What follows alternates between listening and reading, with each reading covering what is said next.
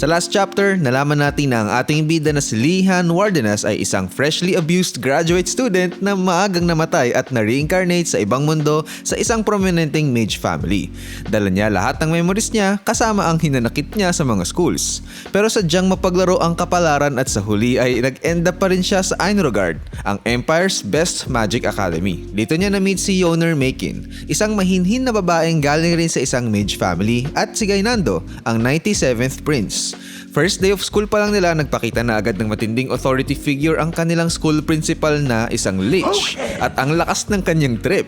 Mahigpit din na pinatutupad dito sa academy ang rule na dapat matuto ka ng magic sa lahat ng bagay na gusto mo at walang isa-spoon feed sa kanila dito. Ngayon, ituloy na natin ang susunod na kwento. Sinabi na nga ng principal na kapag may kailangan sila sa loob ng academy, kailangan matuto silang gumamit ng sarili nilang magic para ma-obtain ang mga ito.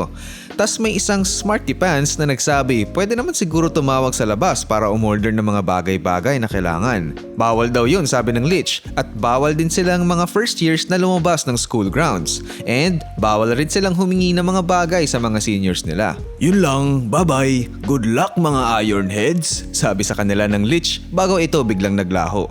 Sabi ni Lee, mukhang pati rin pala dito sa bago niyang mundo, may sira pa rin sa ulo ang mga professors nila. Ganon na ganon rin daw ang mga mata ng lab prof nila sa dati niyang school. Narinig mo ba yun, Lihan? Tanong sa kanya ni Gainando. Ang lalim na naman po ng isip ng ating bida.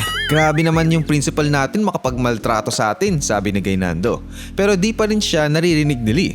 Di raw nila kakayaning mabuhay sa low quality na food and clothes. Ika naman ni Lee, pero mukhang mas okay pa rin nga yung principal nila ngayon since nagpo-provide naman ng school ng libreng pagkain, kwarto at uniforms.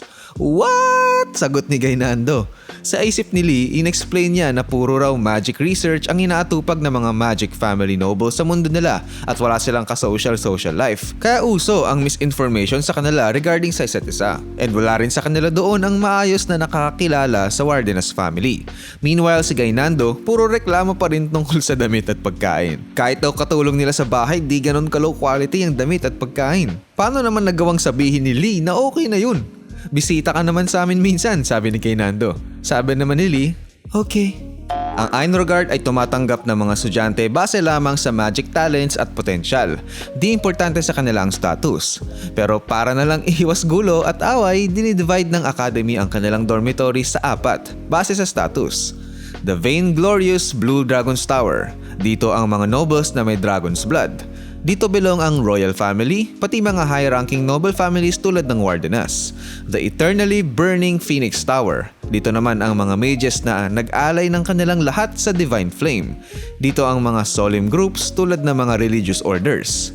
The Lightning Biting White Tiger's Tower. Ang pwede lang dito, yung mga mahilig mga gat.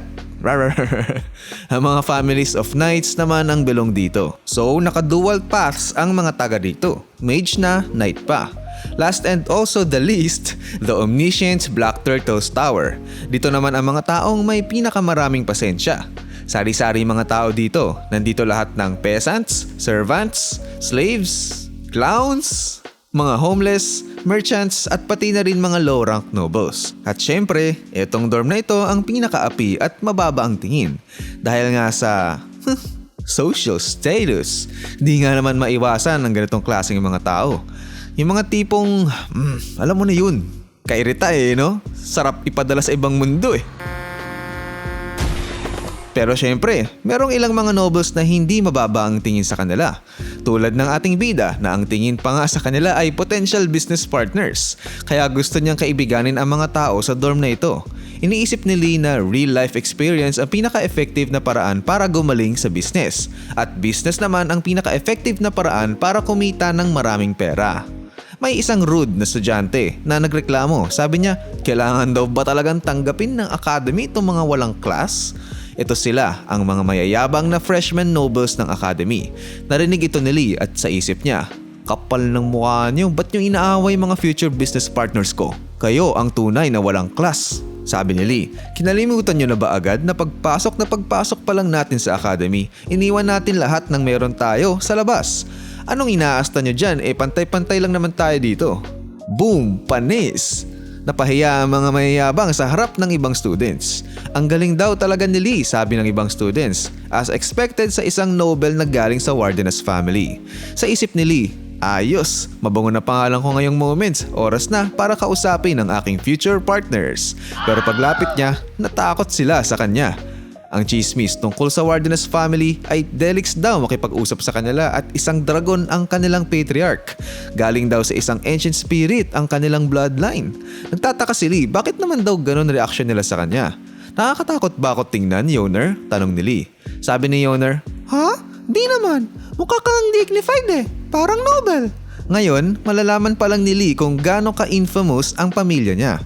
Bigla namang nagpakita tong si Gainando. Sabi, grabe kayo, ba't kayo nangiiwan ng isang prince? Ay sorry, sabi ni Yoner. Binalikan ni Lee yung usapan nila kanina ni Yoner na naputol dahil sa pagdating ng Lich. Sabi ni Yoner, ang dahilan daw kung bakit niya natitiis ang katigasan ng ulo ng prince ay dahil sa kanyang nanay. Once upon a time, sa isang royal banquet, may batang babaeng Yoner na napakakulit. At sa sobrang kulit niya, natapunan niya ng wine yung mamahaling damit ng Royal Empress. Paktay, sabi niya sa sarili niya. Yari siya at tapos na ang pagiging Nobel ng Macon family. Pero mabait pala ang Empress and sinabi sa kanya na okay lang yun at wag na siyang umiyak. Normal lang naman ang nagkakamali. Ang bait ng Empress, pero ang mas importante pa doon ay super yaman niya. At binibigyan pa niya si Yoner ng napakalaking allowance kapalit lang ng pagiging kaibigan ni Gainando. Di makapaniwala si Lee sa kwento niya at ang ating business-minded na bida naisip niya na kung ganun, kailangan niya ring maging kaibigan ni Gainando. Haha, galing! Ganun dapat tayo, open-minded. Naelib sila nung naglalakad na sila sa field dahil sa loob mismo ng academy nila may sarili silang lake, gubat, lahat. Iniisip ni Lee, kayang-kaya naman pala talaga maging independent dito basta resourceful ka. Tama ang principal nila. Ngayon, naghahanapan ang mga estudyanteng Nobels kung nasan ang daan papasok sa kanilang dorm. Pero napatigil ang mga estudyante bigla. At mukhang gulat na gulat si Lee sa nakita nila. Ano ito? Abangan sa susunod na video. Joke lang! Check mo, kalahati pa lang tayo. Di ko naman kayo bibitinin ng ganun. Nakita nila ang dorm ng Blue Dragon Tower. Grabe! Ang liit! What's this pathetic thing? Sabi nung isang sosyal. Sabi ng prince, mas malaki pa yung lugar ng mga katulong nila dito. Napatanong rin si Lee, paano kaya sila ma-accommodate lahat ng building na yon? Sabi ni Gainando, kada minuto na lang, lagi na lang siyang nadidisappoint lalo sa academy. Pagtungtong ng paa ni Lee sa loob, bigla siyang lumutang sa kawalan at na-teleport. Nawala rin sa tabi niya ang mga kasama niya. Anong nangyayari? Tas may nagsalita, welcome young mage, saan mo gusto pumunta? Sa isip ni Lee, ay ganun pala yun, isa pala itong Magic Tower. Sagot ni Lee, saan po ba ako pwedeng pumunta? Galing talaga ng bida natin. Ba't ba ang hilig na tong sumagot ng tanong gamit rin ng isang tanong? Oh, bilis mong makapika pa, sagot sa kanya nung boses. Dalawa lang daw ang pwede niyang mapuntahan sa ngayon, ang sarili niyang kwarto at ang common room nilang mga freshmen. Tinanong ni Lee ang boses, ibig sabihin ba nun pwede ako makapunta sa ibang mga lugar mamaya? Sabi ng boses, yes daw. Pwede siya makapunta sa iba pang mga lugar basta ba alam niya ang mga pangalan ng mga lugar na to. And bukod pa doon, may ilang mga lugar din na nagre-require sa kanya ng ibang certain things na dapat alam na niya bago niya magawang mapuntahan. Pero hindi muna sa ngayon dahil pinagbabawalan pa ito ng headmaster. Sa isip ni Lee, arte naman. Sabi ni Lee sa kwarto raw muna niya siya pupunta. Dinala niya si Lee sa kanyang kwarto at sinabing welcome young mage. May nakitang libro si Lee sa kanyang kwarto na about Einrogard. Ito lang ang nag-iisang mandatory na subject nila sa academy. And yung iba puro electives na. Parang Jose Rizal lang, no? Mandatory yun, di ba? At pwede ka nang mamili ng mga subjects na gusto mo matapos mo silang attendan lahat ng isang buwan. Dito natin sa libro makikita na ang pangalan ng kanilang headmaster ay si Osu Gonadaltes. Sa isip ni Lee, sabi niya, mukhang di naman pala kasing stricto itong school na to kumpara sa dati niyang grad school. Mabuti naman. At kontento rin siya sa nakuha niyang kwarto. Pero ang ibang students natin, wala silang nagustuhan ni isang bagay tungkol sa kwarto nila. Arte Naiintindihan daw ng ating bida ang rules ng academy ng mabuti. Excited na rin siya malaman kung ano-anong mga classes ang available para sa kanila. Nagkita sa common room si Lee at si Yoner. Gusto ko matuto ng alchemy, sabi ni Yoner. Napapaisip raw si Yoner recently tungkol dito. Pangarap raw niya na makapagbukas ng sarili niyang workshop sa Imperial Palace at mag-supply doon ng iba't ibang produkto. Ayos daw yung idea niya, sabi ng business-minded nating bida. Gusto mo bang magkasama natin to gawin? Tanong ni Yoner. Sabi ni Lee, mahirap daw magpatakbo ng alchemy business, sabi ni Edward Elric Pag-iisipan ko muna.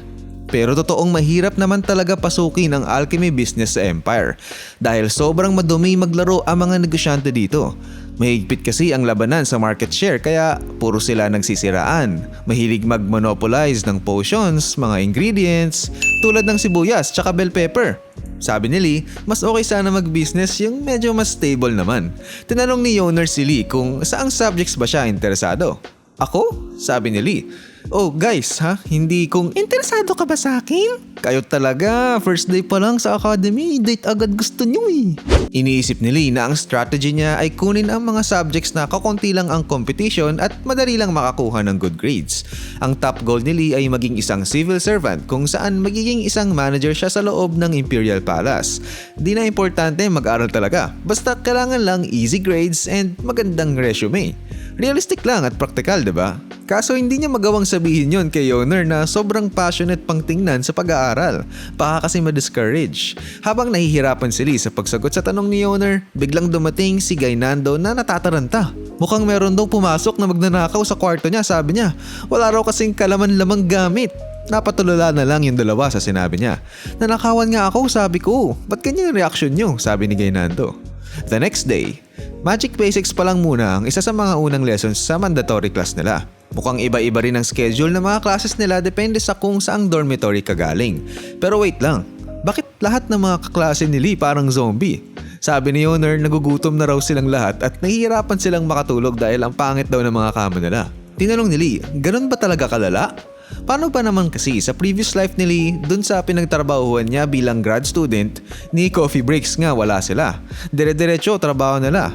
Tas granola bar lang ang meal nila for the whole day. Sabi ng kaibigan niyang si Sunbay, masarap naman daw yung kakainin nila pagkatapos ng buong shift. Sabi ni Lee, pag iyon na ramen lang yari ka sa akin. At ayun na nga, cup noodles na may kasamang kimbap on the side.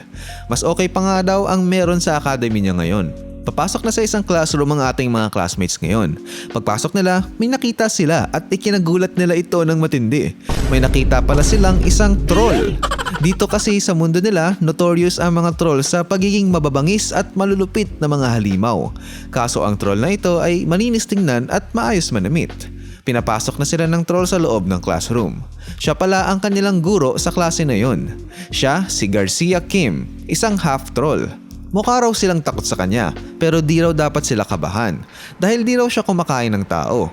Sabay may pagdila sa labi. Maliban na lang daw kapag gutom na talaga siya. At dito nagtatapos ang ating video. Ano sa tingin nyo? Nagbibiro lang kaya yung teacher nila o seryoso siyang nangangain ng tao? Sobra ka rin bang nahahartihan sa mga kaklase ni Lee? Sabihin nyo lang sa comment section. Huwag kalimutan mag-like and subscribe para ma-notify ka sa susunod nating mga videos. See you next time guys!